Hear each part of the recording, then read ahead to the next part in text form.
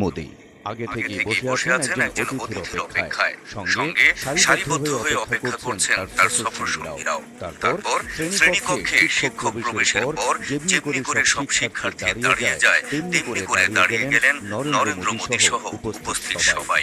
বীরদর্পে প্রবেশ করলেন নতুন বাংলাদেশের অকুতোভয় কাণ্ডারি নোবেলজয়ী ডক্টর মোহাম্মদ ইউনূস। এই দৃশ্য চোখ জুড়িয়ে দিয়েছে কোটি কোটি বাঙালির।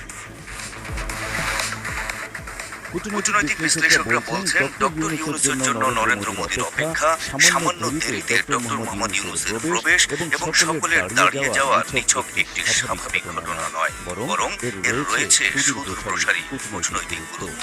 আর সেটি হল, ভারতের সঙ্গে বৈঠকের জন্য বাংলাদেশ মুখিয়ে আছে, কিংবা নরেন্দ্র মোদির সাক্ষাৎ পেতে ডক্টর ইউনূস দিন দরবার করে চলেছেন, এতদিন এমনকি যারা ভেবেছেন তাদের ধারণা ভুল। বরং বাংলাদেশের সঙ্গে বৈঠকটা ভারতের জন্যই বেশি গুরুত্বপূর্ণ, ভারতের কাছেই বেশি আকাঙ্ক্ষিত। থাইল্যান্ডের ব্যাংককে বিমস্টেক সম্মেলনে মোদি ইউনূস বৈঠকের শুরুটা ঠিক এমনই কূটনৈতিক বার্তা বহন করে।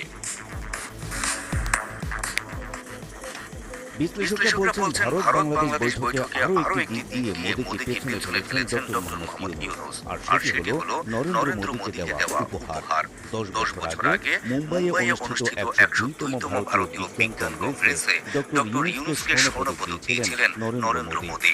আর সেই ছবিটিকেই বাঁধাই করে উপহার হিসেবে মোদিকে দিয়ে ডক্টর ইউনূস বোঝাতে চাইলেন, বাংলাদেশ অকৃতজ্ঞ নয়, বাংলাদেশ বন্ধুত্বের মর্যাদা দিতে জানে। ইউনূস বোঝাতে চাইলেন, সম্পর্কের উন্নয়ন ঘটাতে চাইলে বাংলাদেশের বর্তমান নেতৃত্বের উপর আস্থা রাখতে পারে ভারত। বিশ্লেষকদের মতে, ইউনূস মোদি বৈঠকের সবচেয়ে প্রত্যাশিত এবং ফলপ্রসূ দিক ছিল ভারতের কাছে উত্থাপন করা বাংলাদেশের দাবিসমূহ।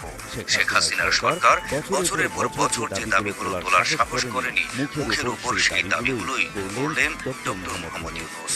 তিস্তার পানি বন্টন চুক্তি, সীমান্তে হত্যা বন্ধের মতো অতি জরুরি বিষয়গুলো ইউনূস তুলে ধরলেন মোদি গ্রুপদের সাথে। সঙ্গে জানালেন, শেখ হাসিনাকে ফেরত দেওয়ার মতো স্পর্শকাতর দাবিও।